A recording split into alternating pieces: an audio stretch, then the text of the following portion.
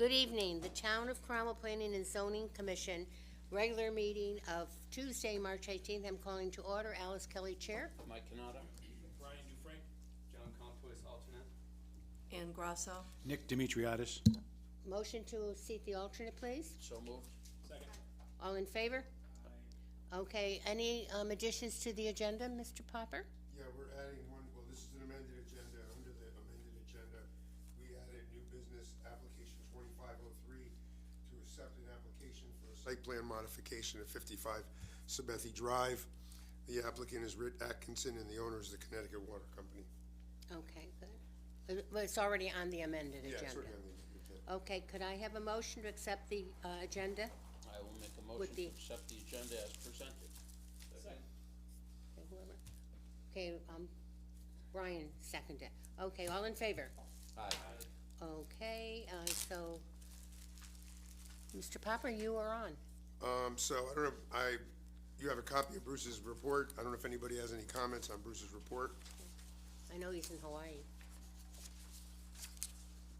He's in Hawaii. Yep, he's on vacation, so if you have any questions, I'll try to answer them. If I can't answer them, I'll get you an answer. Okay. Does anybody, you can send it in to Mr. Popper if you have any questions or anything, so. Okay, so moving on. The work continues on the medical office building at 180 Shunpike. That's some of the new development in town. We, as I mentioned at the last meeting, we did apply for a steep grant for drainage improvements, and we applied for an urban grant to assist us in the preparation of our handicap facilities plan and basically, they call it the curbside transitions. So it's about a $500,000 grant, and we would go around town and make all the existing curbs in Cromwell handicap accessible. So, and that's part of our plan. You know, this year we're gonna be working on a complete streets plan. We're gonna be going out to bid on that shortly. And this is all to bring us in compliance with the state of Connecticut requirements for a complete street plan and for a handicap transition plan, an ADA plan. So we'll have all that. That's great. Pardon me? When do you hear? For the Urban Act grant is usually in June. Yeah. Do we need to put these mics on then? Yeah, Yeah, we do. Yes. Yeah. Yep, thank you. and they also have fixed the sound Oh, because I'll they, get to do last time they couldn't hear us. So make sure that your mics are on for the people at home. Alice, I don't know if you want to go back. So that's kind of Yes, my I know. report. I have to go back to public Public comments. comments. Thank you. Can I just pause you for a second? So Sure. Can you just explain, what does that mean when you're making them, doing something on the sidewalk, she said? I apologize. Yeah, you know, when you have a curb, and now in a lot of places, the curbs have the tactile sensitivity. Sure. And they have the signals so people could cross. So we have a lot of curbs, and you're required by the state now to have a plan for improving those curbs over time and making them handicap accessible. So we have a plan. We asked for $500,000 in funds to implement that plan. So our engineering department, Public Works, has done a great plan. They've already done that. They've got it all planned out. We could just go out, if we got the money tomorrow, we could go out to bid Okay. and start working on them. Yeah, because when they did the sidewalks in front of my house, they have the pink thing, and that's really like for a person that's blind. Yeah, they feel that. Right. Yeah. Right. But the handicap accessible, is it just ramps or they come? Yeah, ramps, yeah, Yeah. ramps. It's flares. It's flares. Yeah. It's the rubber thing. Right. Not like that already, then? Well, the new ones are, but Oh, really? there's a lot of old ones that, you know, Older sidewalks in town. You gotta don't have step that. up.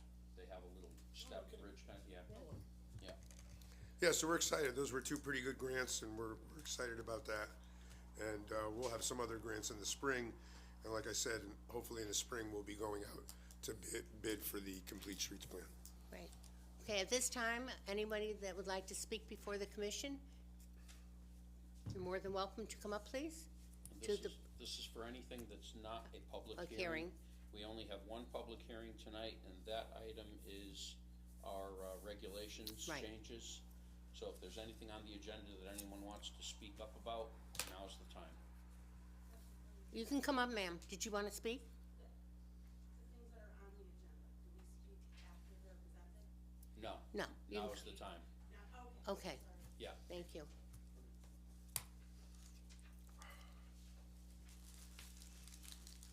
Regarding those, You need to give your name and address, please. Thank you. Pull the microphone over closer to you. No, you can hold it. This is regarding Murphy's Pub. Wait, what's your name again? What? Dawn Shay. And your address? And your address, please? 29 Magnolia Hill. And this is regarding Murphy's Pub. Okay, you have to, Is the mic on? Am I doing? is the mic on? Let me, Give it what? a tap. Tab. No. Nope, turn it Okay, therein lies the problem. Sorry. Oh, no, not your fault. Yeah, give it a second. There you There. go. It has to warm up a little bit. Okay, so you can start again with your name and Okay. address, please. Thank you. Dawn Shay, 29 Magnolia Hill Court in Cromwell, obviously. This is regarding Murphy's Pub. We live behind them. We've contacted, You have to look at, oh, I'm sorry. No. We've contacted them a couple of times and spoke with their manager regarding the noise. It's been quite loud, even after the hours of the 12 p.m. that you guys have given them the shut-off time. We've had not only fights, we've had loud swearing, loud, their music has continued past the 12 p.m. mark, 12 a.m. mark that you've given them. We've actually called the police, they have not shown. We had one night a gentleman playing, I don't know what he was playing on, I'm assuming it was probably a dumpster, the drums along with the music. And that was after 12 a.m. We have elderly, we have young children, it's a lot. The 12 a.m. is sufficient.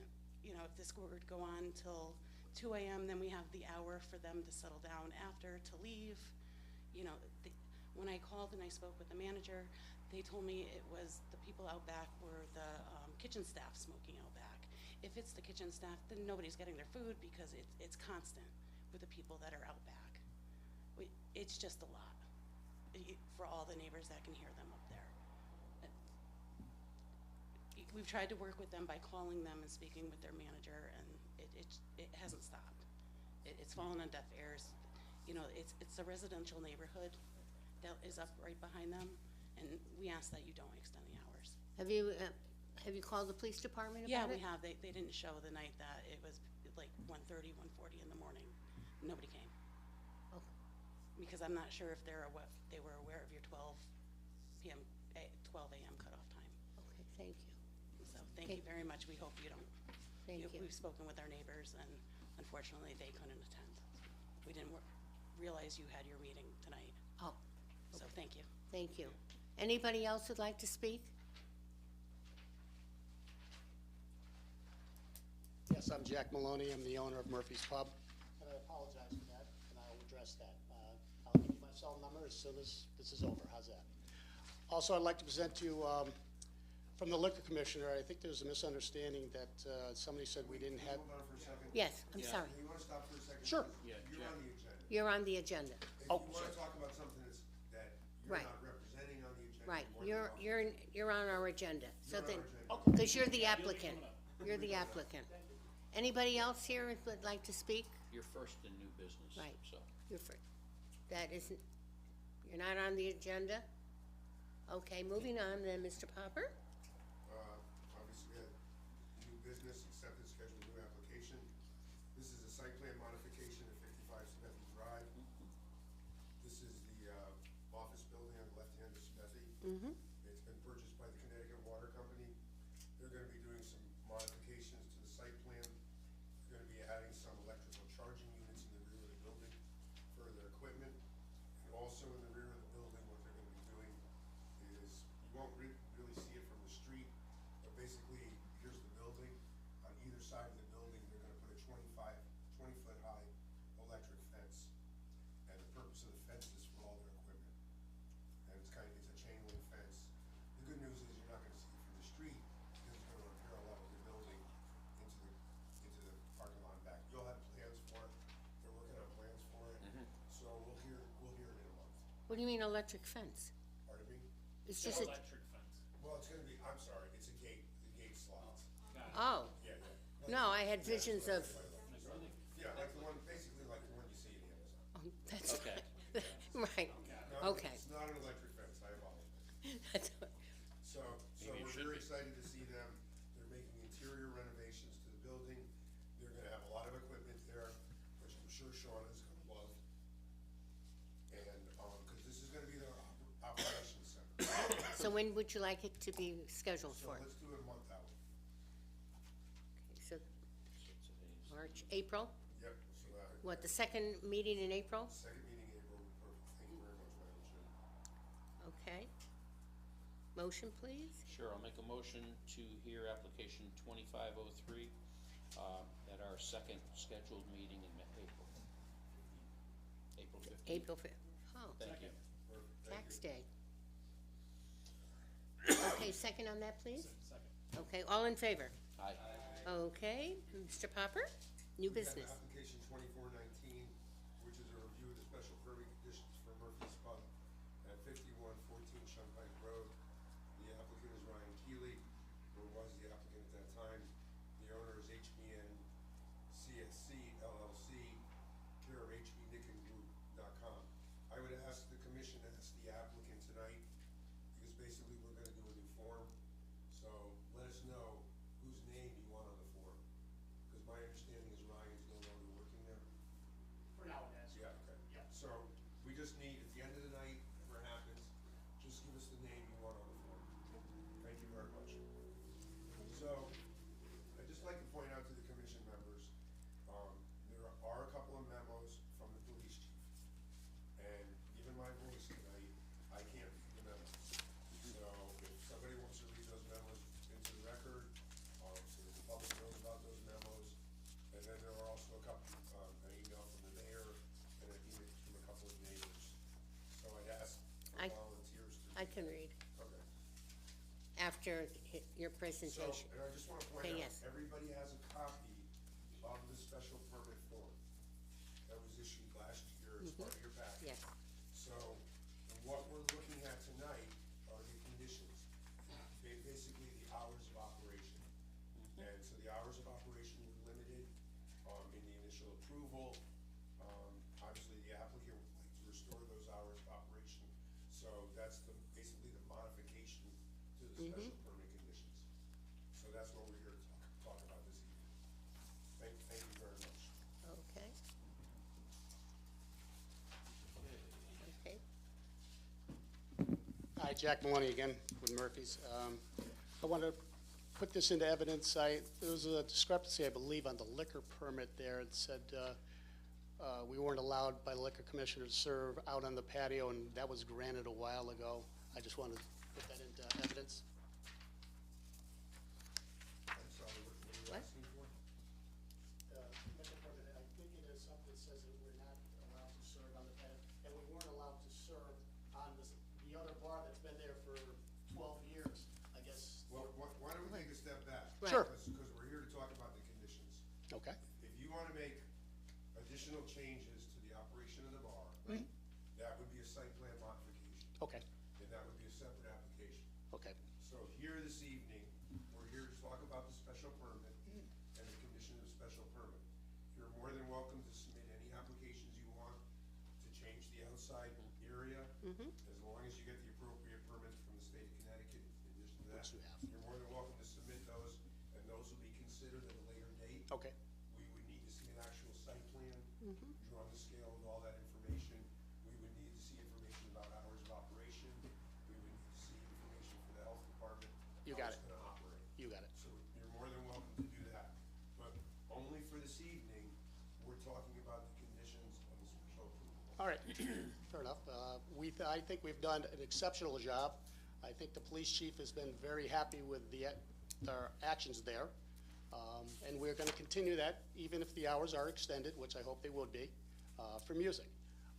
I think we have a new general manager, Casey Hancock, and he's been doing a great job there. And I know the chief has known him from before at Chicago Sam's, because 6 months before they closed down, Casey was the one who was running the place, and the chief says we never had any problems then. So, I think I got the right guy now, and hopefully we're gonna move forward.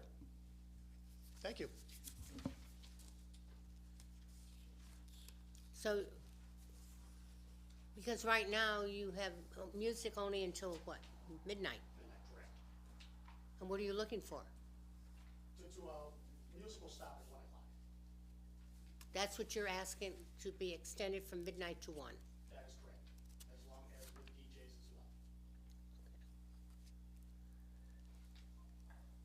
well. Well, according to what we have here from Chief, how did he say his last name? I can't pronounce his last name. Chief Fred. Chief Fred. Chief Fred. Stewart and Bruce, I've been asked to forward any activity or issues concerning Murphy's Pub special permit, and it's dated Friday, March 7th, 2025 at 10:02 a.m. Since the September meeting, I've asked my supervisors to keep me informed about any issues or complaints at Murphy's Pub.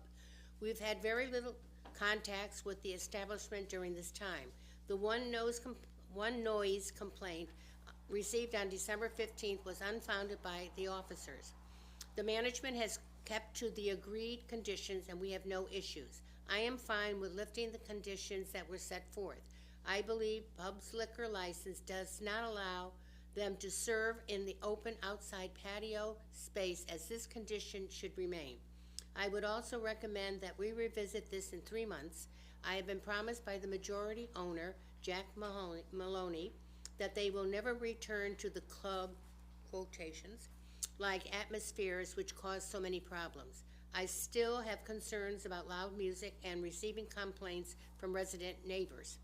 Mr. Maloney assured me he will make sure steps are in place to limit sound that would cause his neighbors to complain. 3 months would allow them to have their normal activity and see if the steps they took worked. I was told that Ryan Keeley is no longer the manager, and I would request that the new manager be listed so if the department does have issues, we want to know who to contact. Chief of Police Fred, Cromwell Police Department. Okay.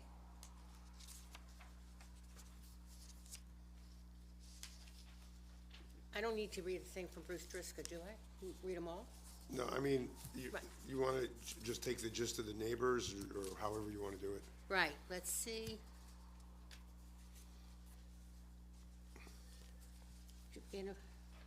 This came from Teresa Stanton.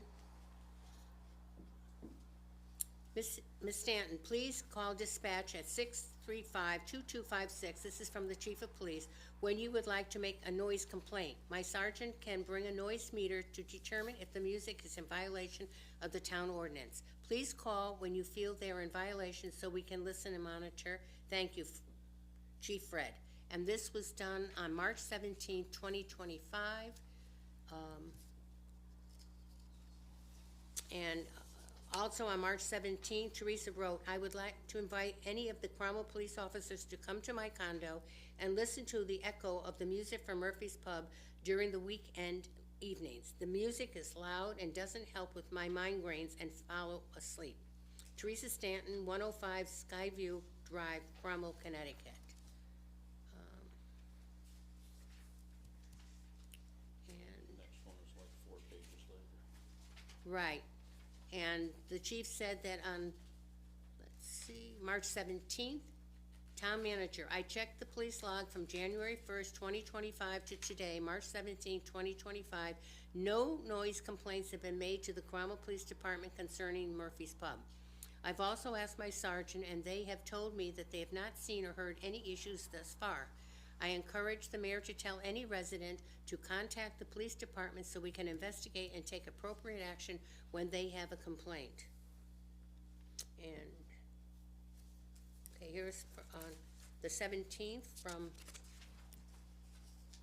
James D. Demetrius regarding Murphy's. Dear all, I listened earlier this week to P&Z meeting. I heard Murphy's wants the curfew on music lifted. I am writing as a citizen who lives in Skyview to express my dismay at this proposal.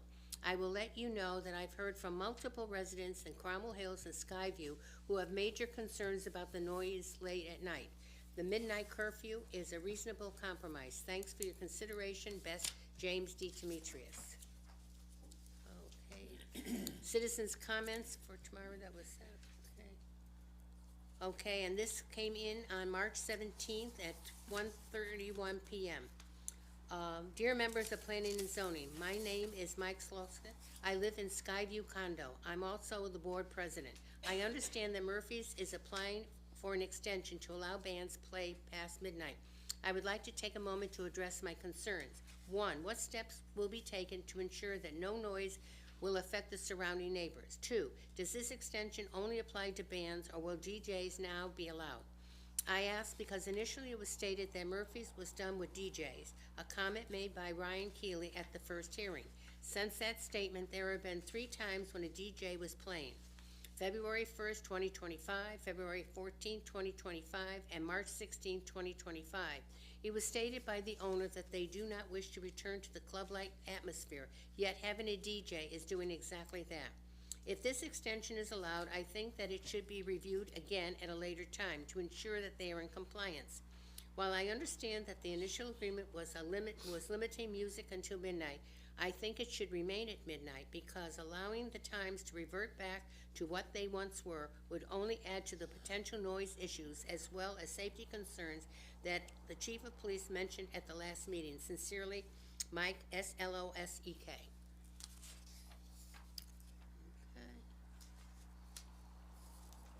And then this came in on March 16th to the mayor, and it's from Teresa Stanton.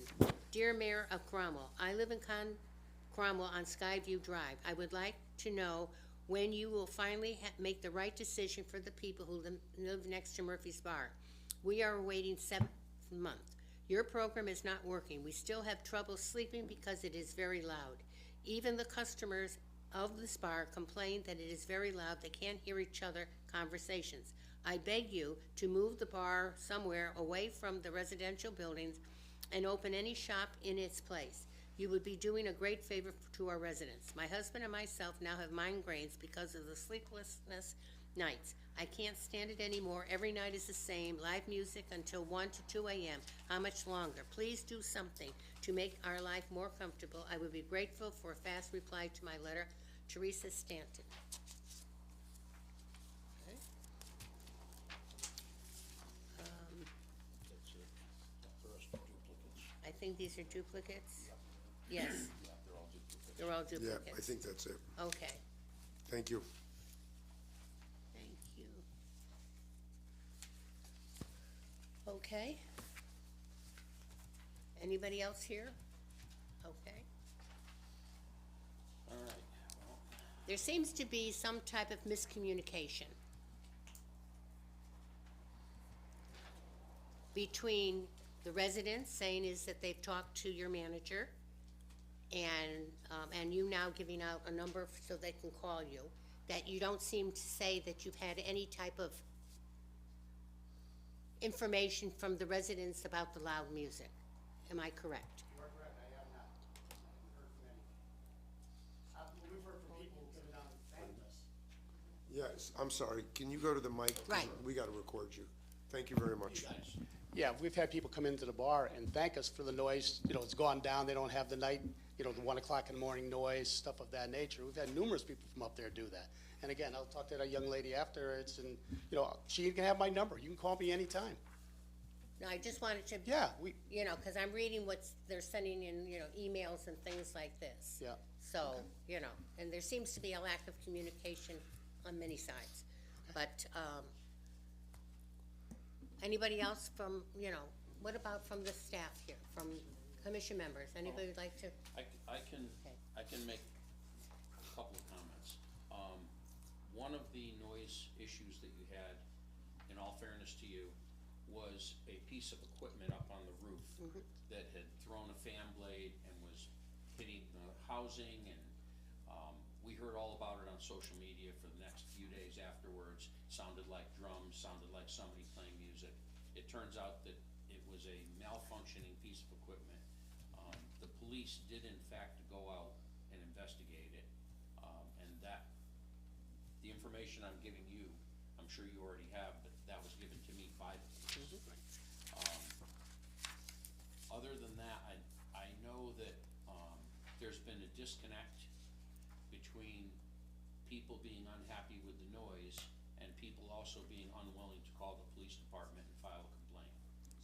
So, think what we're seeing here in this packet is that there are still people that are unhappy with the noise.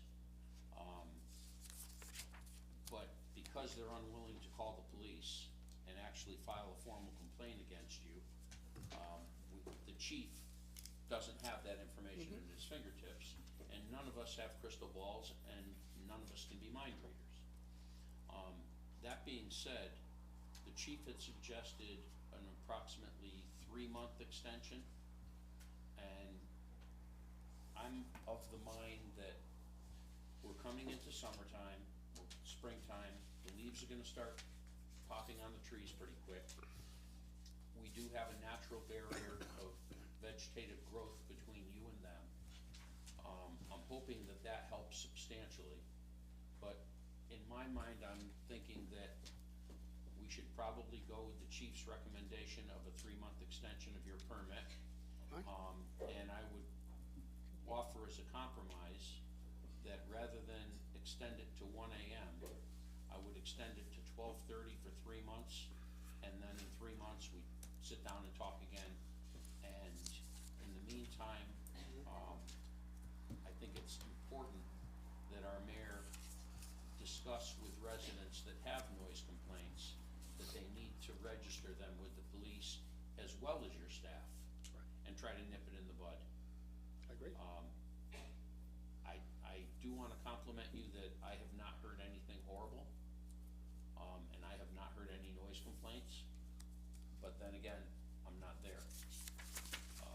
So that would be my suggestion to my fellow commissioners, and I'm more than happy to have you guys all weigh in on it and see whether or not you're comfortable with it, or if you wanna do something different. I guess like, I mean, it's been rookies, it's been a bar for so many years. I mean, is this like a new problem? Is this like or has it been a sound issue for 50 years or whatever it's been? I think it's been much worse over the past few years. So it's not like a new thing since these guys took over? No, if anything, it's gotten substantially better since they took over, and that's a compliment to Got you it. guys. I think when it was loud DJs and crowds in the parking lot and drinking in the parking lot and issues in the parking lot, and the police were getting 2 and 3 calls. I think Fred said that it was 2 and 3 calls a week. It was a lot worse. At the end of the day, if I lived in Skyview, I think I'd be somewhat happy with the improvement. But, you know, any noise is too much noise at 1 o'clock in the morning when you're trying to sleep. So, and I Right. get it from both sides, and so Right. do you. Exactly, that's what I'm trying to figure out. If Yeah. it was a new problem, or has it been something that the residents have been putting up with for all of these years, right? I think it's a situation where there is a nightclub next to a residential area, and I think it's a situation that can be minimized. I have another question for you, Mr. Maloney, and that is, have you guys looked into any type of noise abatement equipment, construction, simple things like a wall on the back side of your rear door so that the sound doesn't just go out into the, Yeah, so, I mean, is there anything that you can do on your side? well, we're gonna put a hinge on our back door, and everybody says, what is that gonna do? So when they go out to smoke their cigarettes, the kitchen staff and the help, whatever, Yep. they're leaving that door wide open at 10:30, 11 o'clock at night. I That's said, bad. put a hinge on that door, it's gonna shut it every time they leave and every time they come in. I Yeah. said, that'll solve a lot of the problems. We discussed that tonight. I said, that's gotta be done. I know that there are sound curtains that can be hung within the building that are up against the walls that help a lot. For whatever it's The worth. back wall is all the kitchen, so I don't know how you can do that, but Okay, we'll take a I look at that. I don't know your layout. Yeah, I'll take a I look guess at that, but my request is to look into any type of sound minimizing construction that you can incorporate in your building and around your doors and that kind of thing to make things even better? Yeah, so I just got off the phone with Sergeant Bill, the police department. I don't So know we're all gonna the- meet with him. He's had a lot of experience in the sound business. Okay. So he's gonna meet with Casey and I on Monday or Tuesday of next week, because we Okay. discussed that already, so. Thank you. You got it. I mean, an effort like that Absolutely. may make a huge difference. It may be something as That easy. door will make a big difference, I can tell you right now. Shutting it all the time. I've been on them from day one. They leave it open all the time. You can hear everything coming out. Mm-hmm. And I apologize for that, but we put a hinge on that door. I think it's gonna solve the problem immensely. Thank you. And anything else you can come up with in 3 months when we talk again? Let us know what you did. Let us know what the results are. I will. And, you know, we want to work with you. I appreciate We- it. we I know want- you guys do. We want you to be able But- to yeah. stay in business and occupy the spot, but we also need to be mindful of the people that need to sleep up on the hill. I agree 100%. And I think I've done a lot there, and with Casey helping me, I think we've changed it around there quite a bit. We Yeah. have. Yep. I mean, the proof is in the pudding. And I would ask that you please give us till the 1 o'clock, let the music go. I'm still of the mindset of 3 months and a half hour, and then in another 3 months, Okay. maybe we'll get to the 1 o'clock. But again, I'm one person on this commission, and I have other members here, and everyone has their own opinion, so have at it. I think, you know, given that one of the people who've written in is, and I appreciate everything you've done, and I appreciate that your willingness to work with us. That's fantastic. And taking additional steps, even meeting with the sergeant, that's awesome. But given one of the people that is actually noted is the mayor of the town, it's really tough. You know, it's like one of these things. I think 12:30 is a compromise. I think that I'm okay with that. I think I would go along with that for sure. You know, instead of keeping it at 11 or whatever it is now, 12. 12. Yeah. There's got to be a balance here, right? I mean, until we solve, right? I think 12:30 for now. That's where I stand. Jonathan? Yeah, I'm glad that you're taking steps to work with the town and reducing the noise. I would prefer to leave it at midnight until we're satisfied that those steps actually work. Thanks. Ann? So thank you for your help with all of this. And there are plenty of sound abatement materials. I'm glad you have somebody that you're working with, but as an architect, I've had to use those myself. And so it's not just on the inside, it can be on the outside, and I would ask you what kind of, it's not just the hinge with the door closing, but what is the door made of, and can something be done with the door to make it more soundproof when it is We'll closed? discuss that with them on Monday or Tuesday, but I'm thinking possibly some insulation on the inside of they're metal doors. Metal doors. So, right, yeah. so they're So you hollow. can add something. Yeah, absolutely, on the inside Right. you could. Yeah, and metal, you know what that does, right? It reverberates. I do like the 12:30, I have to admit, because for this 3 months, it's not your highest. I think of the summer being when there might be, and I'm sorry, I don't frequent your pub. Just come down and try the pizza. Oh, I hear you, and you know, it's the time of night that I probably wouldn't be there. But the reality is that I do think that the 12:30 idea for the 3 months, and then if everything goes well and we put in these, you know, these extra help, that then the next 3 months are when it's summer and when more people might be likely to be out and about. So I personally don't see it as a big hardship. But I wondered about offering one other thing, and I don't know how the rest of the commissioners feel about this. If people are nervous about going to the police station and making a complaint, how would people feel about having this be a public meeting, and then the people could come here and be on the record, and you would hear them, we would hear them, there would be that kind of level of communication rather than having it just go to the police if they're not comfortable Yeah, going they to can the come and police. talk to me anytime they want. I know they can come to talk to you, I know they can come to talk to the police, and they write letters. and I'm just putting it out there, whether or not a public hearing might, you know, even if, they may not come. You know, we've had public hearings here, the room is empty, and there's been a time, and the mayor's been actually really proactive on this, to have public hearings and nobody shows up. That would be great for you. So from my point of view, I'm just putting it out there that maybe, I don't know, is that a big ask for the staff to have a public hearing?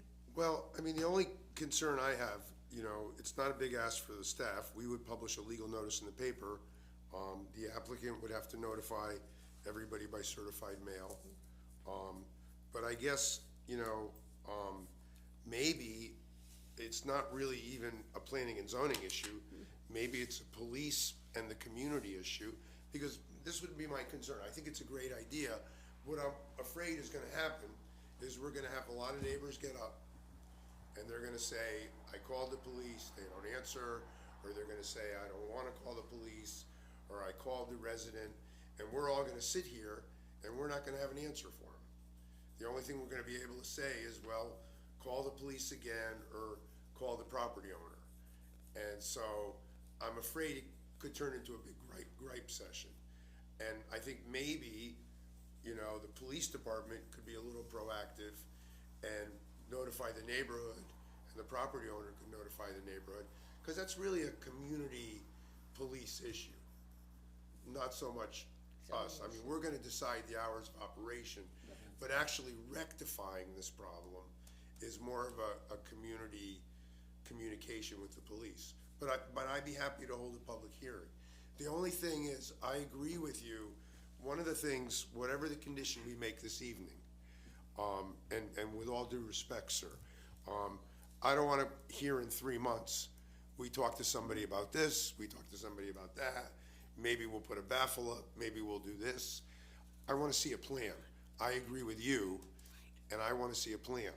I want him to come back and say, this is how we're gonna deaden sound over here, this is how we're gonna deaden sound over here. Well, this is what we did. Yeah, or this is what we did.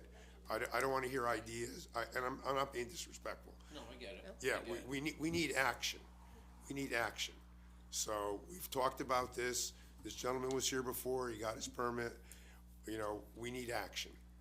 So, you know, and obviously, nobody's complaining about the crowds, nobody's complaining about fights, nobody's complaining about kids.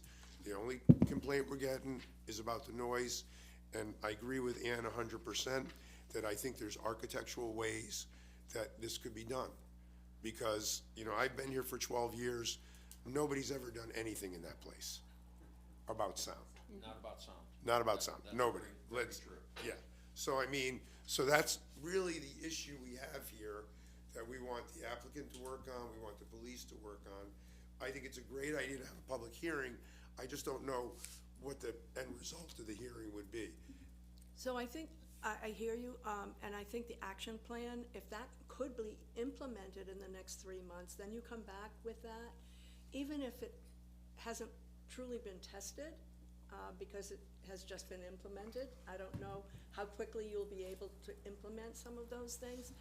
For us to know, then that might extend a little bit further for over the summer, but then we would have a really good opportunity to know what impact it's having on the neighborhood. Does that make sense? That makes sense, sir. Nicholas?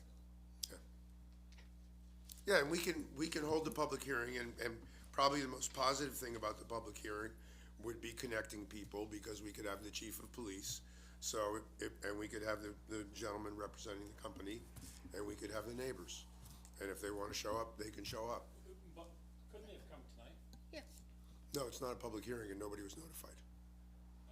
So it was an agenda item, but it's not like they got a special notice, certified mail notice, that there was a item on the Yeah, agenda. it was that just they on could speak. Facebook, it was everywhere, so I just figured everyone knew. So, You're right. Stuart, so therefore, we can just hold a public hearing Well, we have for to like decide. Well, we no, have- no, noise no, abatement? No. Here's, you have to understand this. Right, I wanna- We have a special permit in front of us. Mm-hmm. That special permit has conditions. This commission has discretion Okay, when granting conditions. So one of the conditions could be that, 3 months from now, which is, April, May, June 15th, whatever the date is, we hold a public hearing, we make that a condition of the renewal of this permit. So that gives us the discretion to do it. We're not just pulling Well, a no. rabbit out of the hat and saying, That's let's what hold the hearing. no, Yeah. I just want a Yeah. clarification Yeah. that No, when we talk no, about. we have the discretion. Right, okay. Under a special permit to do things like that. Also, I think that what, came up, that it said there shall be no outside dining or use of patio space. That was in the one back in the Right, special and permit. any changes to that is gonna require a formal application. Right. Because we would, and also, 'Cause- it would need to amend the liquor permit. It's already amended in the liquor Yeah, I permit. believe he It's said already that in the there. liquor permit already allows it. And it allows us to serve out of that lower bar that never was approved ever. So, So we couldn't serve out of it the whole time. When the liquor commissioner came in back in December, I but think it even was. though that you have it, we don't, according to haven't this, approved it. we Yeah. have not approved I understand outside that. dining. I just wanted to let you know, somebody said we did, and I said, Oh, well, that's I contrary. just wanted to have a Yeah, you did. That's fine. clarification, no, Yeah. so that you have to come back to amend You to got it. have the outside. No worries. Right. That's a separate Yep. application, a Okay. separate issue. I It's just a wanted, separate I wanted conversation. clarification of these different things so that anybody sitting here understands You got it. that, and Nicholas, I'm sorry, did I interrupt you? Thank you, Madam Chair. So, I think that I'm contrary to the opinion that Michael and a couple has raised about extending it to 12:30. I would argue contrary that I would like to see the hinge door there first, and then see how that works out before I extend any of their hours. I want to know that it works before I arbitrarily say, well, let's just move it to 12:30. I think that there's a balance between what the citizenry of our town that lives there has to go through, and the rights and what they're trying to perform, their business at Murphy's. But I would rather move towards the side of the people who live there, at least initially, until they've provided us with an action plan or some plan, or see if the door works. So what if the door doesn't work? So then for the next 3 months at 12:30, now they're gonna get more complaints? I don't know, Yeah, but no, that's I- my point. I hear So- what you're saying. So that would be my argument in the other direction, and I'm not gonna change my mind on it, so I'm just telling you right now, Yeah, I'm not. yeah, what So, I'm trying to do be is I'm very trying to frank. strike a balance between I understand.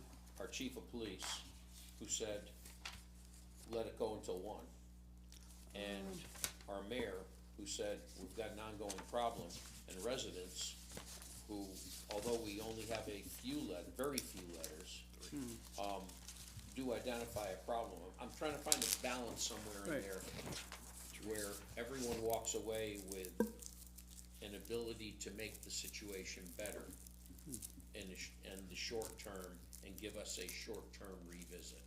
That's where I'm coming from with the 12:30. But in the chief's letter, he makes 2 points, where he says, in two separate occasions, we revisit in 3 months. He says it twice in that document, the Right. email that he sent. So it that's why I'm saying seems to me 12:30 till, but only 3 months. only 3 months, but he doesn't say anything about 12:30. He just says, based on what I've seen, the way I'm interpreting it, is there's things that they could do to mitigate the issue, and that once we've seen that mitigated, let's give them another 3 months to mitigate, and then let's visit again. So I don't see anywhere where it says, let's extend it to 12:30. That's my only perspective. That's just my perspective. Well, he's saying, I am fine with lifting the conditions Yes. that were set forth. That's right. So in that sentence, the way I read that sentence, he's basically saying, if you're gonna lift the conditions that were set forth, then let them go till 2. Sir, I You understand. see that it's. the I full- understand, I don't interpret it that way, and that's fine. Okay, But that's my perspective, and that's the way I'm gonna vote. okay. Okay, And you talked about this hinge or whatever it is. Correct. How come you haven't put it on before now? Right. We were discussing it because we didn't know there was any complaints coming in. We thought we were doing a great job. I talked to the chief, he says, you guys have done everything you've said you'd do. Okay.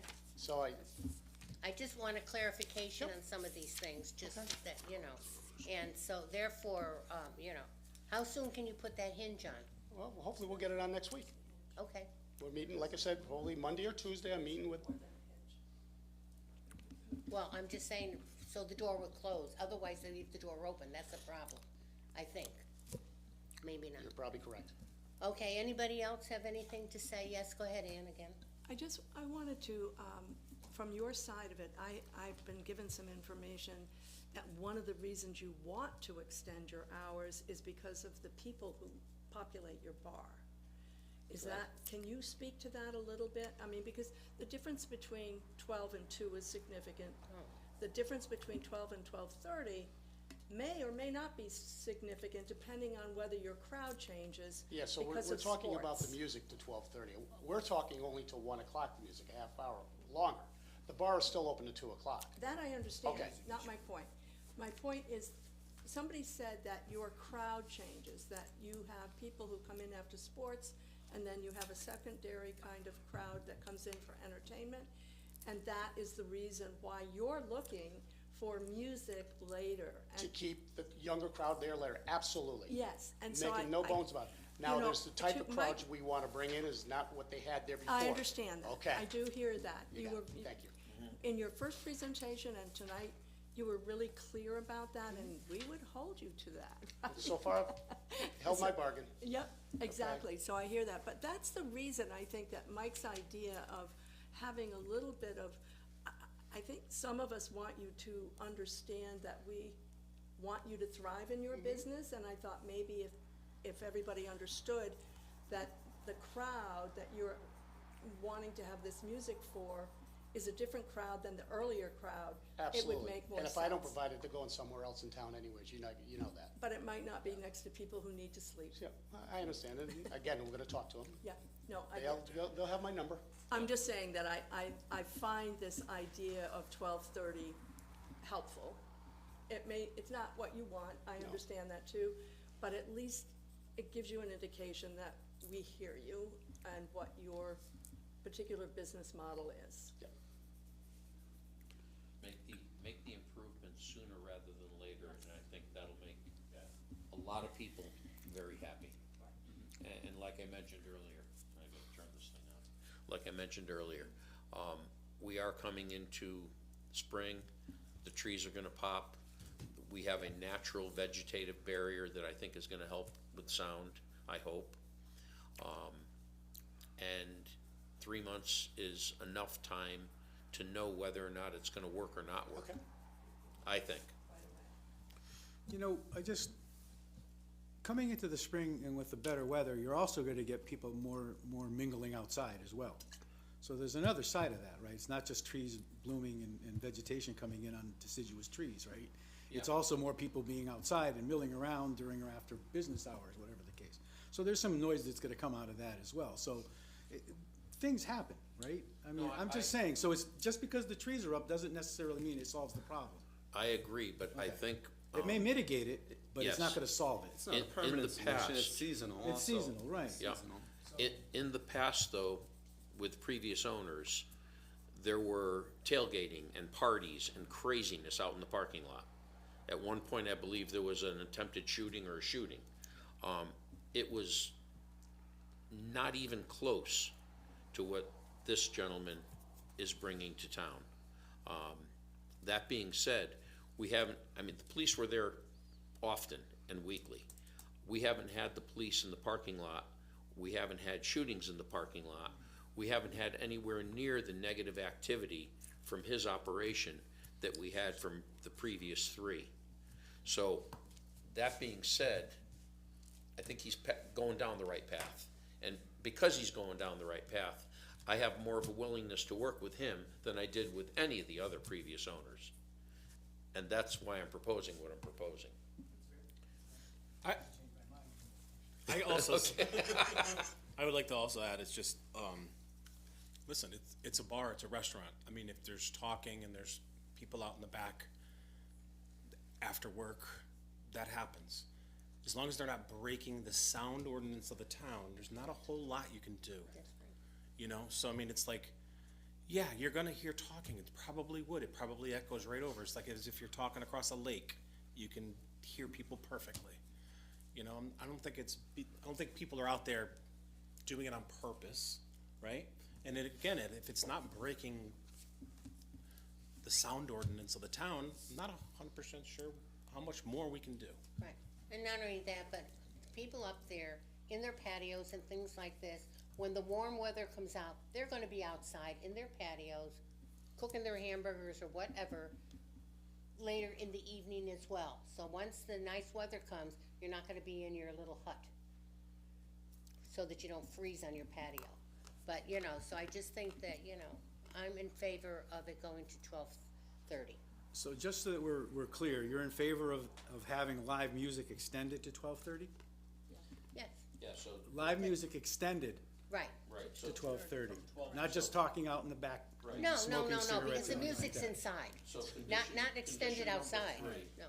No, I know the condition, I Yeah, just I wanna know. make sure we're on the record very Yeah. clearly. Very that- clearly. That the commissioners are going to vote for Right, moving it to, now, none of us live up there, No. so just make sure we I live down the road, but. yeah, but far enough that you're not worried about it, so.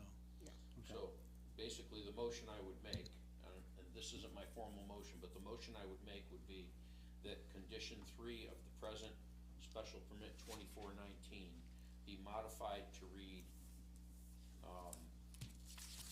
no live music or DJ after 12:30 AM on any day, which is basically just adding a half hour to condition number 3. None of the other conditions would change, other than the date in condition number 5. And the name of the applicant, which was requested by the chief of police. Any other Any commissioner other comments? comments? Are we ready for a motion? I have a suggestion. Yes. I wanna go back to Ann's recommendation. Yep. So I would ask Ann to, I'll try to summarize basically that the applicant is, and please, you know the proper words, but the applicant will take all efforts to design and implement noise control. Do we put that in the motion? We can add it as a condition. We're gonna add it as a So we can condition, make because condition number we're 6. saying, we're giving him 3 months till 12:30. Correct. And as part of the deal for 3 months to 12:30, we expect to see some activities take place which are designed to decrease the impact of the sound. And that can be architectural, structural, but we need to see, we wanna see something physically done within the next 90 days. Implemented. Do you want that to be looked at by yourself and Bruce? Yeah, that'll be reviewed by town staff. Okay. Yeah, obviously the building department would review it. So, and if the applicant comes back and says, I hired this architect, this is the plan they came up with, we're gonna do it in May or June or July, that's fine. But we wanna see something. We wanna see some concrete steps taken to resolve this issue. It would actually look really good on you if you actually did those before the 3 months, right? Oh, yeah, but I'm You just know what I saying. mean? Yeah, right, you know what I mean? Yeah, all right, thanks. When you're looking at the sound abatement, may I ask you, what is the distance that your smokers are from any next property? Is there any way for you to put a barrier that's beyond where your staff is out smoking that will help with the noise? That's something I'll have to talk to the landlord about. Well, But I I don't, bring it up I don't see it because it goes right up the hill. I mean, It goes it's- up the hill. the building's here, it's not gonna 25 help. feet, 30 feet. It's interesting, though, the Yeah. absorption that some of this product absorbs. Right. You know, I'll give you a quick example. There was an air conditioner, and it was in a residential situation where the air conditioner, there was no other place for it because the city, and it was literally right up against the headboard of the master suite. And this particular product was put in between, never heard a thing, Okay. on the inside of the house. So there are products like that. I've had some type of insulation product on the doors and the other door, which never gets opened, but it should help. It's not just on the door, it's outside. That's kind of what you know, we can talk after, Okay. we don't have to. Right. But the point is action, and I'm saying it's not all interior. Yeah. Thank you. Because this now doesn't touch any of the buildings in the Cromwell Hills area, because all these buildings are up here and you're down here. But the sound is down here as well. Right, but I'm just saying is so that it's not against, it's against like the grass. You know, and I don't wanted to know how, absorb the sound before it, right, so makes I its don't know way up what the- you do down here and you go all the way up with the sound going up over. well, I heard you, I'm just saying the No, sound right, absorbs so, before. but I think that they can work it out. So if I made, Right. if I made a condition number 6 that read, the applicant will investigate and install noise abatement procedures and materials approved by staff. How is that, You Stuart? okay with that? Yeah, what if we say something more like, the applicant is required, to implement a sound abatement program which may include the interior and exterior of the I building? like that. That's it. How does that That's sound good better. to you, Ann? Yeah, Yep, better still. better So, still. can I just, We're gonna have to get that approved by the owner of the property. Right, Yep, Yeah. okay. yeah, we understand that. can I make just an additional comment? And generally to the motion, and that's fine however you make it. I go back a long time, and I just want to go on to say that I've attended many a concert in my day. I've been to the Agora, I've been to Shabu, I've been to Toads, and Shabu All-Stars, yep. Boy, you're Yeah, I as am. old as I am. Right, up at UConn. And I can tell you, I don't know what type, I don't go to Murphy's, so I don't know what kind of music they play. But I will tell you that I've been to those places, and I could stand outside the parking lot, and I can perfectly well hear those bands playing. So a building in and of itself, I think what Ann is suggesting is a good thought. A building in and of itself does not necessarily deaden sounds coming out of a band, especially when you have 20 Marshall amps, you know, in a very small place, right? So, again, I just keep that in mind too, that this is a great idea because it will address that issue. But the building in and of itself does not necessarily deaden all the noise. And that door may help when it opens and closes and all Yep. those things. But it gets loud. And I don't know their establishment, I've never been there, but I know bands, and I've been there when I used to be able to hear better. And they can get loud even outside when they're playing. Yeah, So I that's will just my say point. this, Nick. There we go. I have been in his establishment, probably a half dozen times. 2 of the times there was live music, and you mentioned Shabu, and I hail from Shabu as well. I can tell you that his establishment does not even come close to the sound levels that we were experiencing at Shabu or the Capitol Theater or the Web, or I can go on and on and on. But You on that, I just wanna make. Yeah, that- yeah, that The it- building alone is not a barrier. yeah, to compare the sound decibel levels that you and I experienced in our youth to what he has going on in his club is apples and potatoes. And nobody has mentioned when you get these sports fans that go crazy with their volume, which can outdo any DJ given a day. No, really, I mean, if you hear them, Go Huskies. You bet. you know, but let's get back to your motion, please. Okay, so, Stuart, can you read condition number 6 again, please? Okay. The applicant will be required to implement a sound abatement program which may include the exterior and exterior of the building. So I'd like to make a motion that we approve application special permit 2419 with Stuart's condition number 6 that was just read into the record, as well as changing condition number 3.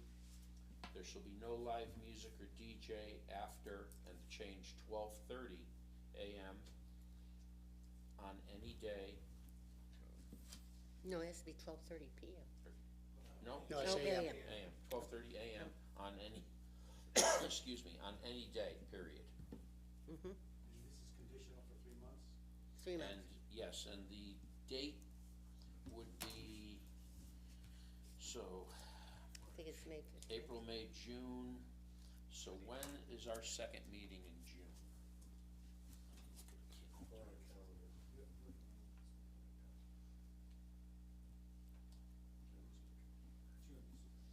Yeah, Second meeting in June is, the third is the 17th. so Oh. in condition condition number 5, the date shall be changed to June 17th. Second on that, please? All in favor? Aye. Any opposed? Okay, there's 2 opposed. So 4, yes, So the motion passes. motion passes. Okay. Okay. So, Mr. Murphy. I'm sorry, Maloney. That's okay. I'm sorry. Maloney. Please act quickly on the noise abatement investigations, and please work with Stuart and Bruce. You got it. Basically ASAP. You got it. Done. Thank you. Okay. You got it. Thanks, folks. Okay, Mr. Popper? We have application item 24-24, application for site plan modification at 48 Griffill Road. The applicant is JKMJ Property, Gina Walsh, and the owner is JKMJ Property LLC, John and Gina Walsh. So you've received a copy of a set of plans. You received a number of staff comments. You received copies of pictures related to this project. The applicant's here this evening. I'd like to ask them to make a presentation on what they would propose to like to do. So we just ask that you identify yourself with your name and address. Absolutely. I'm John Welsh and my wife. Gina Welsh. We're both principals of JKMJ, which has the property at 48 Nooks Hill Road, which, if I can kind of give a little history on, we Please. wanted to begin by opening a business there. We started occupying the property, maybe in like 2019 with some storage. And we said, hey, this is great, let's do a storage for classic cars, that type of thing. Unfortunately, twice in 2021, and I think dates are kind of important here because many of the people who were storing cars and boats there, there hadn't been a flood there in 20 years that they were doing that activity. There'd been some light rain coming in, or water coming into 1 or 2 of the doors, but no significant flood. So something changed significantly with the flow post that, because again in 2021, not once but twice, there was 3 feet of water in the building, costing us hundreds of thousands of dollars in damage, which we're still trying to figure out. We're trying to see what we can do on that. But the potential business really kind of went by the wayside too, because nobody wants to park their car in a potential flood zone. We're trying to develop and clean the building up and make the building more presentable. There was a major cleanup effort after those 2 floods. I think we've done a pretty good job. We had to move stuff out of the building and clean it, and so far so good, knock on wood. But the purposes of this berm, what we discovered is after that, we thought it was a 1,000-year flood, then it happened 3 months later, so not so much. And then we had several the following year, the same type of thing, and we thought originally it was just going to be like in the spring or whatever, but it happened in July initially, the edge of August and September the second time. We've had flooding in December, we've had flooding in January, so something significantly changed, and there's been, was a drainage study, as you guys, I would think, are well aware, from June 2023, followed by an investigation with the state. A lot of that revealed some of the contributory factors. I know that's not zoning centric, but it's certainly town and resident centric. So what we're hoping to do is mitigate the repetitive nature of the floods. So every time the flood comes in, even if it's just 2-3 inches, it brings a bunch of silt in and creates a costly cleanup effort, and again, scares any potential customers we have of using it. Right now, the state estimate, it's probably a 1 or 2 year flood potential for a significant flood, but we'll get 7, 8, 9, before we had the berm there, 7, 8, 9 instances where the water was significant enough to flood what we call Bay 4, the one closest to the road, and then it's all one level, so it spreads throughout the building. It also creates a lot of difficulty because we have to evacuate the water. It has to be literally vacuumed off the floor various pockets, so it's a big deal. By putting the berm there, what we discovered was most of the storms won't impact us that badly. We might get a little bit of water coming into the first building, but it doesn't travel throughout the building. It does create, like I say, it's a visual anomaly for sure. I'd like to think eventually we won't require it. Both the investigation and the study propose, I think we're number 5 on the list for a plan to, get some other work done that would mitigate the water flowing so heavily and basically having us become a retention pond during a storm. So hopefully it's a somewhat temporary solution.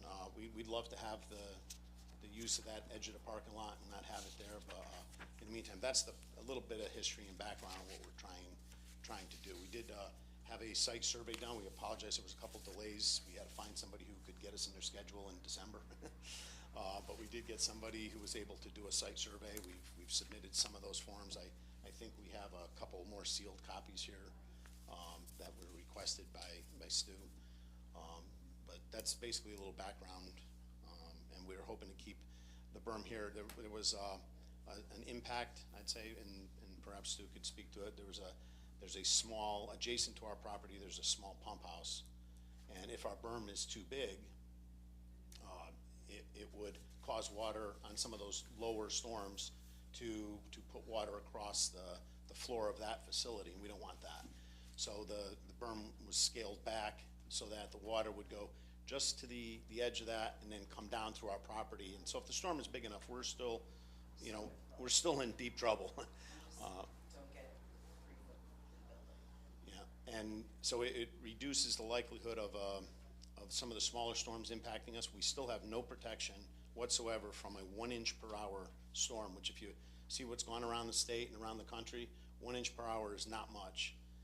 And I for any of you who are on other commissions or committees, I really hope that they address the retention issue and the drainage issues that we have. But we're trying to be good residents. We want to make the place look better. So if we're willing to do what we can to try to survive until the actual mitigation or the actual corrective action for the drainage takes place. So we have a number of staff comments. I think it's very important that we note those staff comments, that they be read into the record, and it provides the commission with background. I'm sorry, can I ask more of a procedural, could we close this door, because there's a lot of loud You discussion? can close the door, there's a door. Because we're not in a down public here. hearing, Yeah, as so long I as we figured, have the okay. door back Yeah, we have a That's door, fine. right, he's closing it. Thank you very much. Because I know in public hearings, we're supposed to keep the doors open, so. Oh, you have to keep that one. You have to Yeah, keep you gotta one- keep the back one open. You have to keep the, The back Yeah, one, yeah. back one Right. stays open, thank you. Thank you. Thank you. Sorry to interrupt, thank you. well, Nicholas, since you're the secretary, you can read the different comments. Ah, you were doing so well. Okay, thank you. Okay, let's see, this is from Jason Braid to Jennifer Tranquillo, dated March 5th, 2025, on the subject of the 2024 site plan modification at 48 Nooks Hill Road. Good afternoon, I took a ride to evaluate the site modification request for 48 Nooks Hill Road. For your information, it appears that the berm may already be in place. Fire department has no issues as long as the access as it is currently remains in place. Respectfully, Jason J. Braid, Fire Chief. The next letter or document is from Daniel Parisi, dated Wednesday, March 5th, at 1:35 p.m. to Jennifer Tranquillos and Stuart Popper on the subject of the 2024 site plan modification. Good afternoon, pertaining to the site modification of the berm. I cannot recommend the site modification due to causing flooding in the area, which causes inflow of storm water into the sanitary sewer. In the past, since the berm has been placed in the area, there has been flooding in the road and into the sanitary sewer pump station, allowing storm water into the pump station. Sincerely, Daniel Parisi, Town of Cromwell, CWPCA Sewer Administrator.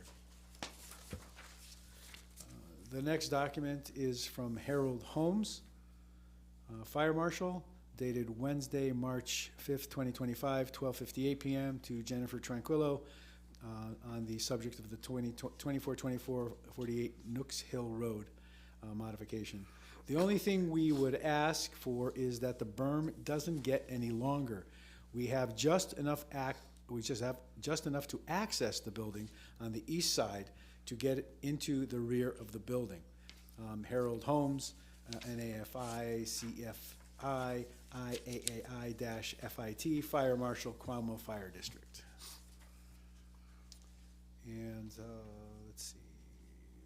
This is a Town of Cromwell memorandum to Stuart Popper from Bruce Driska, the CZO and Zoning and Wetlands Enforcement Officer, dated March 4th, 2025.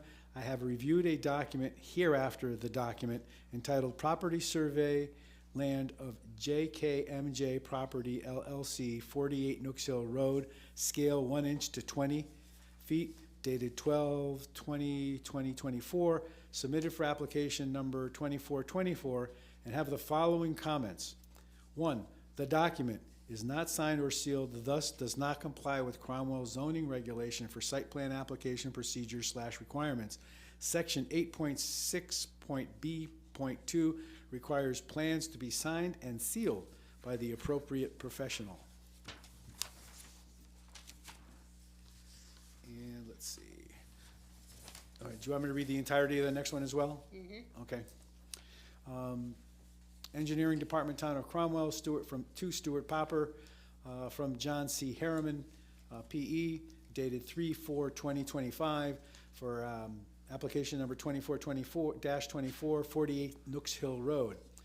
I have received a single-page plan entitled Property Survey Land of JKMJ Property LLC, dated December 20th, 2024. The plan shows a berm which extends from the northeast corner of the building all the way across the Nooks Hill Road frontage to a parcel owned by the Town of Cromwell. The berm at the highest point is indicated to be 2.5 feet above the ground surface. The plan appears to show that in order to access this property in the area of the berm, a vehicle needs to traverse the town property, the parcel where the sanitary sewer pump station is located. There doesn't appear to be a safe access from the parcel frontage. The berm violates the town driveway apron regulation, as there is none. The application notes the berm as a landscape berm. This area has been prone to roadway overtopping of Shadow Brook for decades. Shadow Brook crosses under Nook Hill Road through an old culvert that is owned by 3 parties. Under Nooks Hill Road Row is owned by Town of Cromwell. Under 48 Nooks Hill Road parcel is privately owned, and then under the railroad tracks is owned by the CTDOT. Studies have shown that this infrastructure is undersized and unable to convey storm events. The biggest concern from the construction of the berm is that the water depth in Nooks Hill Road has increased to approximately 2 to 2.5 feet, which is deep enough to disable most passenger vehicles. The berm is functioning like a dam in flood conditions. It doesn't appear to be built to dam standards, and there will be a flood event that washes it away with unknown downstream impacts.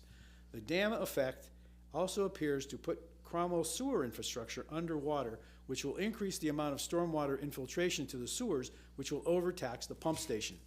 The former pond across the street was a water supply pond and was never capable or operated as a stormwater management pond.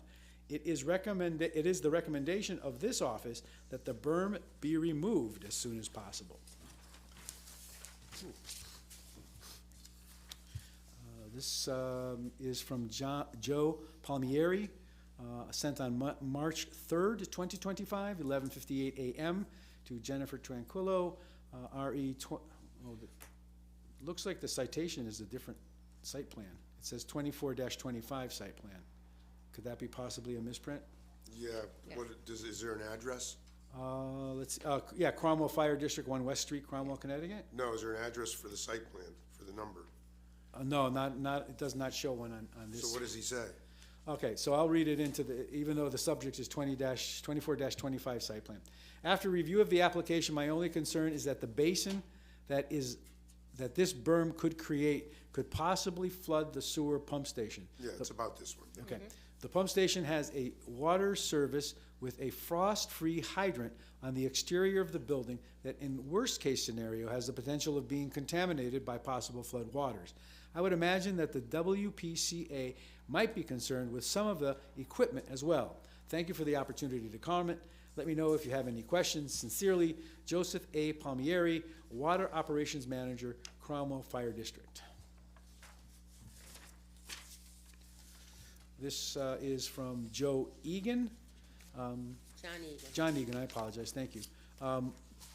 Monday, March 3rd, 2025, 6:05 PM to Stuart Popper, RE 24-24 site plan modification, 48 Nooks Hill Road, plan review request. I have reviewed the above referenced site plan and have no comment at this time. Sincerely, John Egan, Chief Building Official, Town of Cromwell, Connecticut. And there's a picture that follows, another picture, and I believe that is the end of the correspondence that I have in my packet. Thank you. So the commission member also has some photographs, and maybe the commission members can talk about those. They might know what they are. They were submitted. I actually took some of the pictures. Okay. The first picture that's black and white is not mine, but that is a picture of the berm and the extending to the northwest corner, or northeast corner of the building. I believe that is a picture from John Harriman. Yep. Second picture, also the berm, a little more of a close-up. Also, I believe, from John Harriman. The next page has 4 pictures. The top right picture is from sometime in the mid-1950s. And what that shows Stevens Pond, which is full to the brim, and that is some of the information that John Harriman used when he determined that Stevens Pond was never intended to be a flood storage type of operation. The next picture, top right, is the sewer pumping station. Because the picture is so small, you can't clearly see, but there is a watermark on the larger version that we can pass around that clearly shows that it's up into the air vent area and it's up into the, put an arrow on it. Clearly shows it's up into the air vent area and it's up into the, above the threshold of the door. The next 2 pictures on the bottom left and right of the page show the worst flooding event that I've ever seen or experienced at this location. And that was the bad flooding event. 2020. I honestly don't remember the date. July 9th. Okay. And what it shows is that the landscape berm that the applicant put in is clearly overrun by the flood waters. And it also shows a car abandoned in the middle of the road that tried making it across and got flooded. And No, that's okay. We've seen it live. I can, that's okay. To that end, what I can tell you is, I've lived on Nooks Hill Road since 1983. This location has typically flooded whenever we get a rain event of 2 to 3 inches in an hour. The drainage structures in the road and the drainage structures on this property can't handle the amount of water. I can tell you that when this property used to be owned by Miscellaneous Metals, what they did was they had all of their exterior doors built in such a way that they became bulkhead doors, and they were able to keep the water out of the inside of their building, which was a welding operation. So they had substantial electrical equipment and substantial risk of hazard and shock that they had to deal with. They were in business there for quite a number of years. And that was the way that they handled the flooding situation. This building was built, I believe, in the late 1800s, early 1900s. It was originally a foundry, and it has always had a water issue. I guess, no disrespect to you, but I guess you didn't do a lot of homework before you bought the building, because the previous owners, two of which lived down the street from me, had several floods in the building, and had several times when the businesses that were in the buildings literally had to shut down and move out for cleanup. They did not maintain the bulkhead doors that Miscellaneous Metals had there, so they did also in fact have flooding within the building, as you have experienced.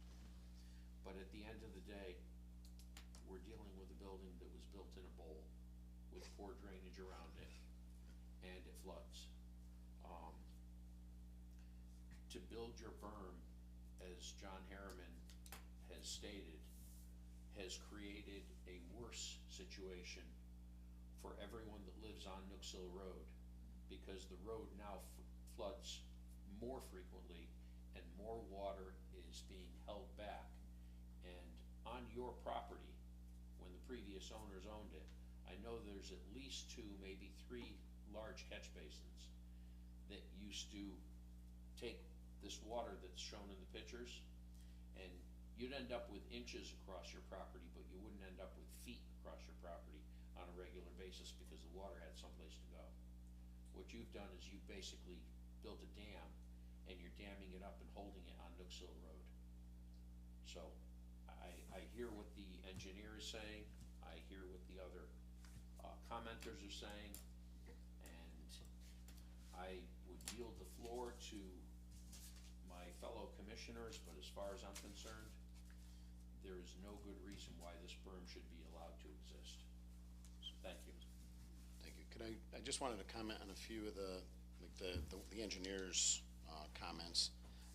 And the water level, the berm has no impact currently on that building. That water level that is shown there couldn't have happened with the current berm. When we originally had, and the material that it's used from shouldn't wash away easily in one of those really, it is millings, right? So we tried to keep something that would stay in place. Just once the water goes over the top of it and around it, we're flooding quick. So we consciously recognize that on one of the smaller storms, we don't want to present any damage to that pump station. However, in a 1 inch, 2 inch, I've done a lot of studies with it. We start getting flooded at 1 inch per hour. We're definitely getting flooded. 0.6, 0.7 inches per hour for even just a couple hours, the road is flooded. I do agree that the berm holds some back on the road and forces it to go through, with a measured amount through the drainage that exists. So I understand we're not helping the roadway, but there are other access to the other neighborhood, and we are conscientious about getting cones out. The white car that's pictured there, I don't know who the resident is. I don't want to know the name, but I will tell you, he drove through it on the way there with us trying to stop him. Went to a package store, turned around and came back because he told us the story, and got stuck in the berm after he knew it was thick going one way and come back the other. And he was all too quick throwing his nippers out of the car when he was going to ask the police to help him, get the car moved. So it was we do our best to keep it safe. I'm down there present 2 in the morning, trying to divert traffic and everything like that. And we've run into a lot of the town officials. They eventually, will get the alert that there's flooding going on, and they'll come down as well. So I want to be part of the solution until we're able to get properly sized, drainage. And again, in 20 years, and if something was hidden from me, I apologize for that. I'm going with best information. I just know notice of. In 20 years, there was never 3 feet in there. Now, I did know, and we hired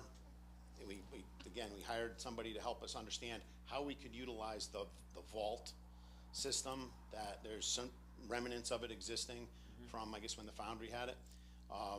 There's some concrete work that has to be done, some studs going into some of the walls, because there's more doors there than there were when it was a foundry. So these I'll call them slots, where you would slide in a piece of steel, which, so you have to know the storm's coming, you have to be prepared, you have to drop that in. So in a massive storm, we want to be able to do that. We're moving in that direction, because the berm only offers a limited protection. Again, instead of 6-7 floods a year, we hope to have none, or maybe we get more than an inch per hour, and we're in trouble. And by the way, so's the pump station. When we flood, you guys are going to have some problems there. So it's in all our best interest to not need a berm and have the drainage and stuff done as soon as possible. But I just humbly ask that, we have still hundreds of thousands of dollars in value in there. We have property in there that was damaged in a flood that we're trying to salvage what we can. We've done a lot of that cleanup, but it's seriously detrimental to our ability to not only run a business but to sustain the property that's there. I get it and I understand, but you're also asking us to ignore our town engineer's recommendation, our town fire chief's recommendation, our town sewer director's recommendation, and our town water director's recommendation. Right. And they have all recommended that the berm. No, that's not what I just read. I just heard, and I didn't have that. But the fire guys were good as long as they had access. Yep. We do recognize, we wanted to shorten the berm to improve that access. It was pretty much just the engineer who took exception, and again, I take exception to, respectfully. One of the things he said was that the Stevens Pond, formerly the fire pond, wasn't ever planned to be the retention. It had limitations. It takes care of about 14 acres worth of water. It's a space, it's 5.5 feet deep at its planned amount when that was the fire pond. There are 5 other retention ponds that affect this square mile area.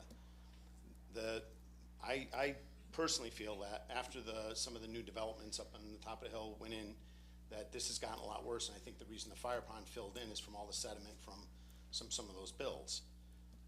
What we'd like to have somebody say is, can we look at the retention capability of the fire pond and of the other 5? We're really not able to use those because they're full of sediment or invasive species. So would that be an end-all? Would we never flood? Probably not, but it would be many years between the floods as opposed to several a year if we had some retention capability in all those. And the dam, there was a dam that used to hold back a significant amount that was knocked down during a major storm because it was probably backfilling water somewhere else, and they took that dam out. All of that ended up right in our building, and that hasn't been rebuilt, and that was a part of the state investigation. They found a lot of problems, and the 2, we say it's a private drain, but we give it to you, right? It's you guys are using it. In fact, it's been tied into twice, by the town, I guess, right? Once with the state having some awareness and them advising that, hey, we know we have insufficient drainage in the area. So I'm just trying to survive till the right thing's done and we get the full drains put in.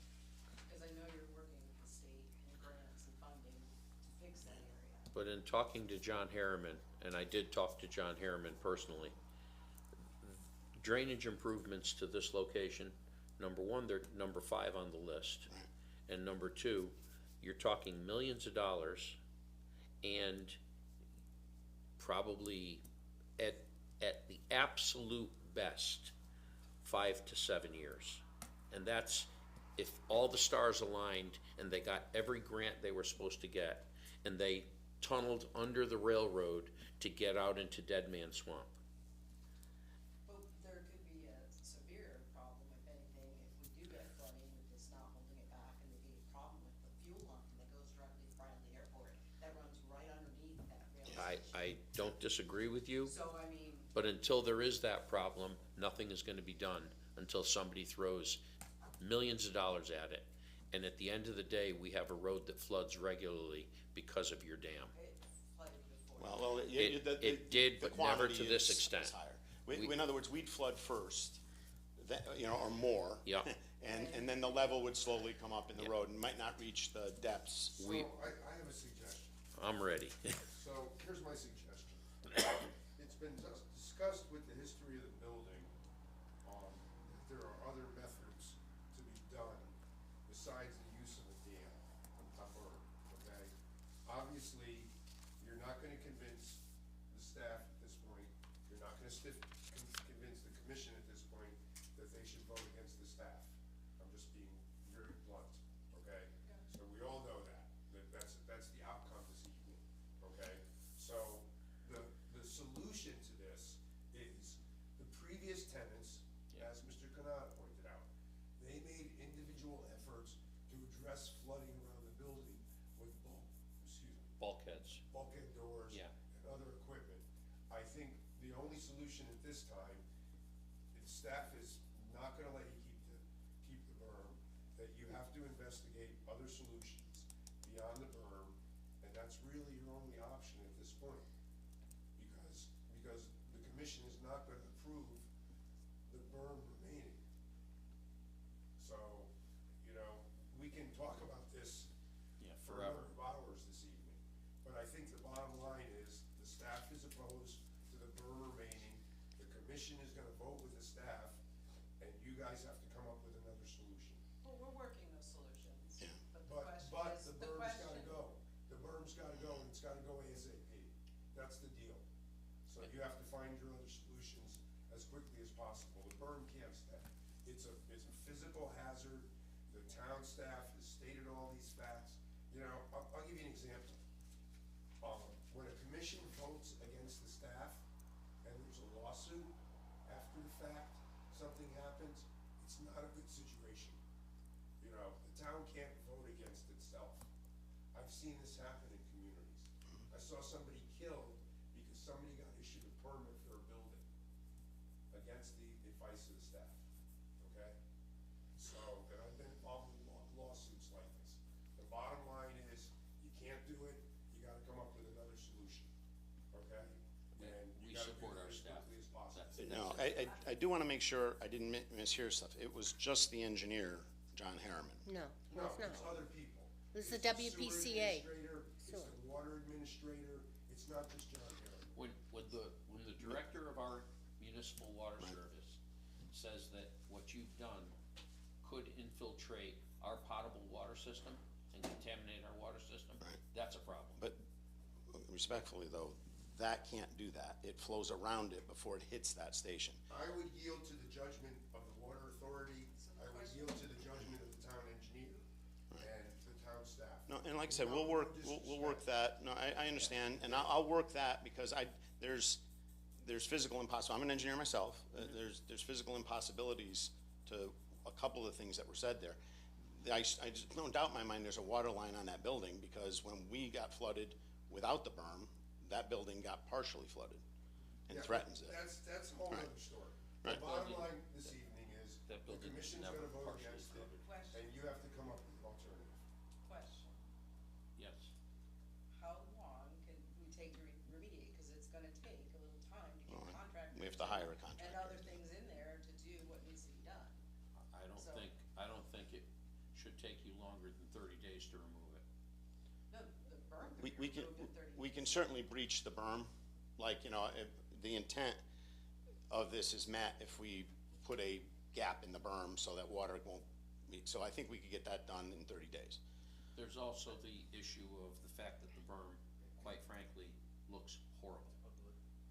Horrible, not ugly, horrible. But If we didn't was see it as a landscape berm beautification. and it was soil and it was planted with shrubs or whatever, it would be one issue. But there's two issues going on here. There's a health, safety, and welfare issue, and there's a visibility issue. And anybody, with all due respect to you, I understand you did what you had to do with Millings to try to get this thing to become a dam as quickly as possible to save your property and your contents. But a pile of millings along the town road that floods the town road is not my idea of a landscaped berm. Sorry. Yeah, and again, I think I understand the direction we're going, but the road's gonna flood, it just won't flood as bad. It's still an issue that needs to be dealt with, so hopefully you guys will help support that. And, you know, and keep in mind, the fire and the water person, those were the folks that were maintaining all these ponds that aren't maintained, and as a result of that, we have this flooding situation, so I understand I the think you're intent here. misreading why you're flooding. It's been flooding since 1900. There's a pretty extensive study that the state did on Okay, this. so and why There's don't we issues do if this? there's enough, water, it's gonna flood, I agree. Well, I'm sorry, but I think the debate is over. I'll make a motion that application, what's the application number? 2424. I'll make a motion that application 2424 be denied and that the berm be removed within 30 days. Okay. Any comments from our commissioners? If not, I'll call for a vote. All in favor? Aye. Aye. Any opposed? I would recommend that you work with John Harriman. Yeah, no, I'll happily work You know, with and I would also recommend that you do some homework and see whether or not, you can get a hold of the former owner of Miscellaneous Metal, who was an owner of that building for a lot of years, and figure out, last time I was in the building, I know a lot of the channels by a lot of the door openings are still there. Yeah, exactly, those are ones I was referring to, that we Yes. need to do a little repair, and then there's 2 new doors that didn't Yeah. have anything, so those are the ones we're trying to seek a contractor. And that honestly, can- I'm not familiar with those, but I just know that Miscellaneous had it figured out. Because within 24 hours of the flooding event, they were open. They were back in business. And also that you work with the CWPCA because of our pump station. Yeah, again, I know initially, when the berm first went in, it created a problem, and it was all about the level, and we didn't realize there was something just outside it, so that we backed it off and lowered it, so there's no threat to that anymore, and again, he's been out there since that, so I was surprised at the comment.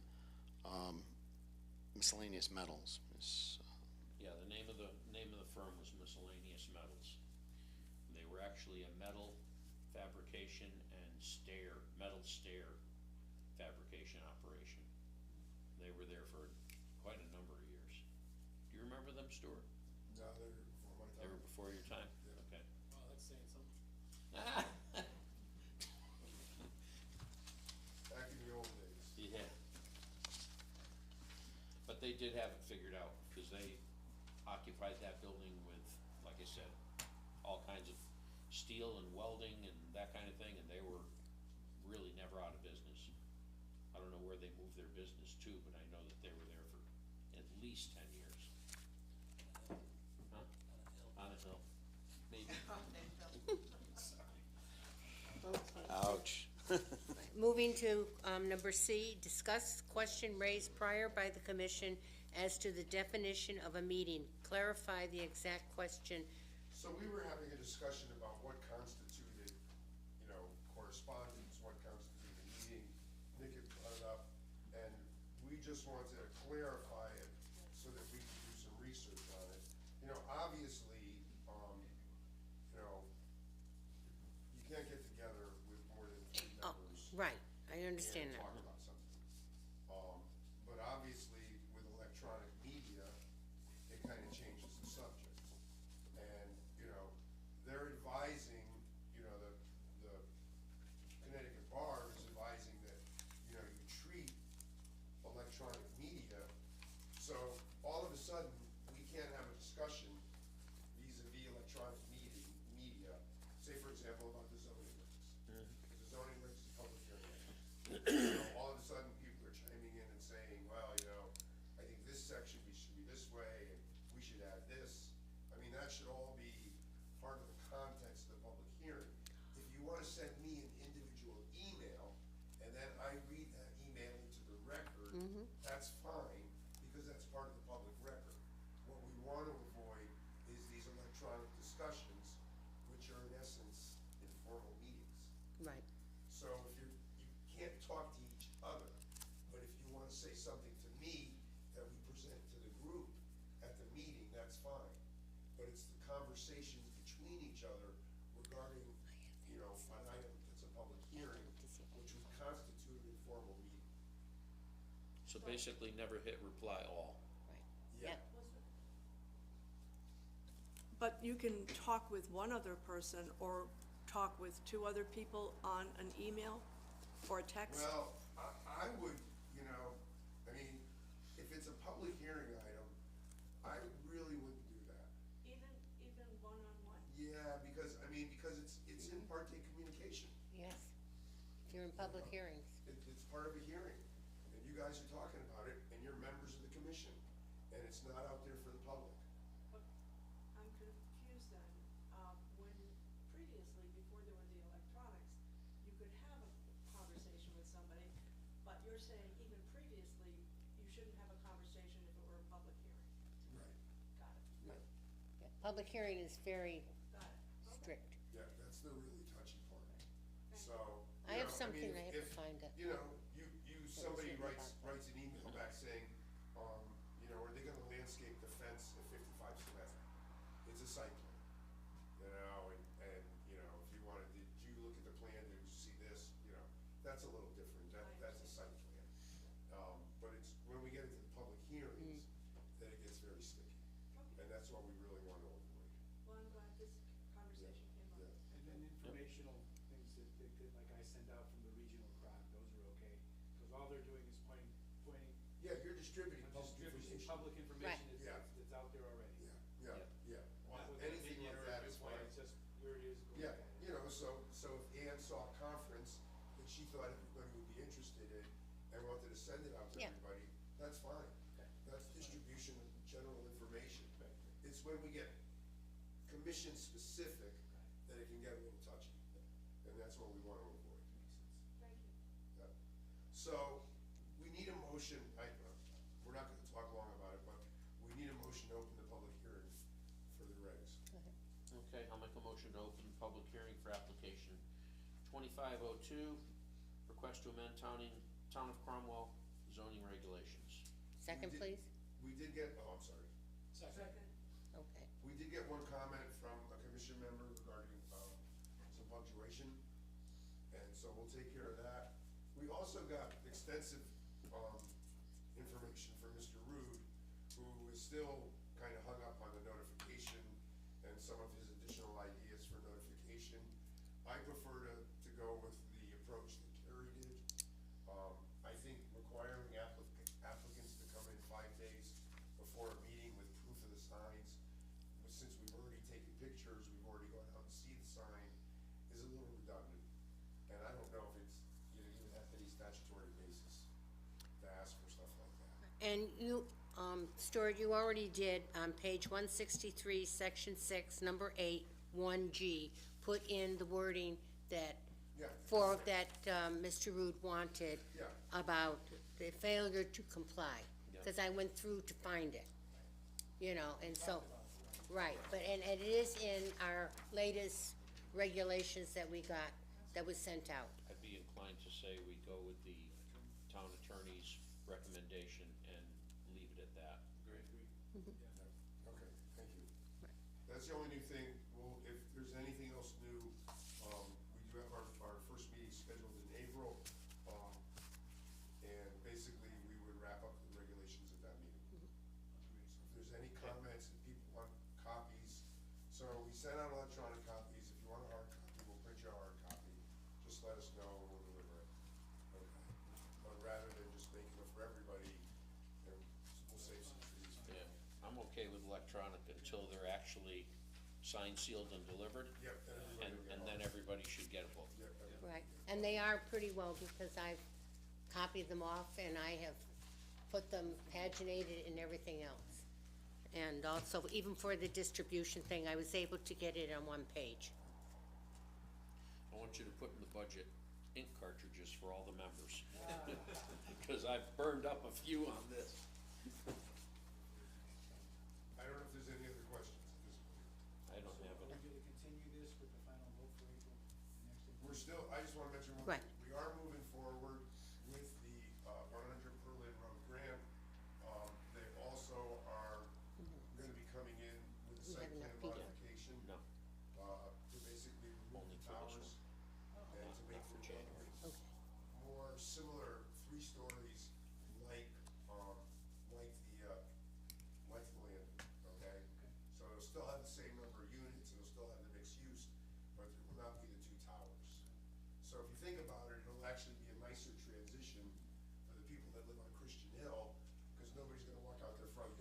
NC Towers. NC Towers. Yeah. But they're gonna still have those, the townhouses. Well, we don't know, I haven't seen it yet. Oh, good. Okay. Get rid of the cereal boxes. And the other thing is, we have had meetings about Court Street, and they do plan on coming back. Oh, This is the Ewald Estate, the corner, Court and, Shunpike. Yeah, the former This was snow the- project. Right. Yeah, Pat Snow bought the property from the Ewald Estate. Yeah. He sold it to the Carrier Multifamily Corporation, and they're wrapping up a big project in Bristol, and they wanna get moving on this. So they're gonna come back with a site plan modification, changing a lot of the units from one bedroom to two bedroom, because obviously, two bedrooms rent more than one bedroom. right. Gonna add some amenities, like a park area with grills and benches, for the residents. And how does that work in, because what we did is we accepted a court settlement. One of the things that they're preparing for us is I've asked them to go through the court settlement and verify any changes that they wanna make. So they're gonna write their opinion, we'll give their opinion to Carrie. And show. How it applies and how Right. it, Yeah, what we can modify and can't modify and so on. Yeah, Exactly. yeah. so Yep. that's all good, So that's a Carrie question. yeah. Right, sounds better. Okay, so do you need a motion to continue the public hearing application Yes. 2502? So moved.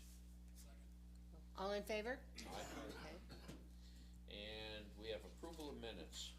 We don't have the right mix for the February 18th minutes, but we do have the right mix for the March 4th minutes. So I'll make a motion to approve the March 4th minutes as presented. And who can vote on it? So we have Alice, me, Ann, Jonathan, Brian, and Nick. Okay. Yeah. Any, any corrections or additions to the minutes? So you want to approve them as presented? All in favor? Aye. Any opposed? Okay. Okay, Commissioners' comments, anybody? Are we good? we're good. Okay, make a motion to adjourn. Motion I to wanna adjourn. thank everybody for putting up with my voice, and I Oh. wanna thank everybody for coming. Oh, thank you for coming. Yeah, so thank God you apologize.